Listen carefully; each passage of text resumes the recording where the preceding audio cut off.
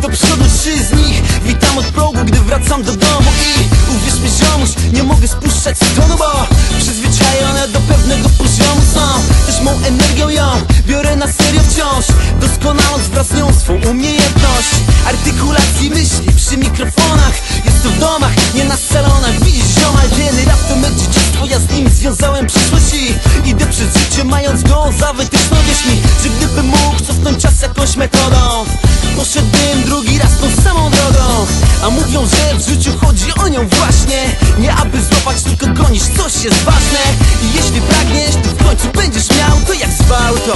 Idę swą drogą, teraz sprawdź. Nie urodziłem się przeżyć swe dni w blokach. Ja chcę mieć lokal jak cała Europa.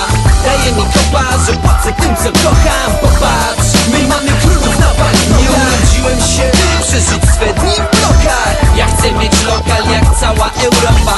Daje mi kopa, że płacę tym, co kocham. Popatrz. Minął już czas, gdy raperzy mieli kompleks, jak sądzę. Wiele pomogły im w tym pieniądze.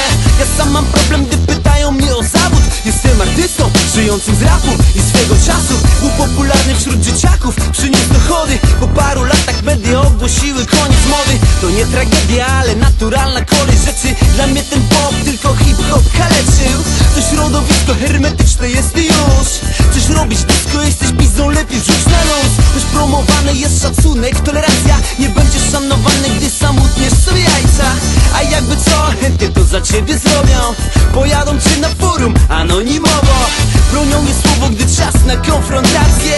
Ja 2010 sprawdź. Nie urodziłem się przeżyć swe dni w blokach. Ja chcę mieć lokal jak cała Europa.